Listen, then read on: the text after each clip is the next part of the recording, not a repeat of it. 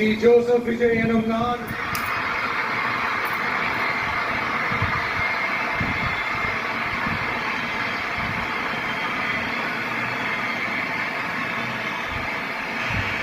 சட்டப்படி அமைக்கப்பெற்ற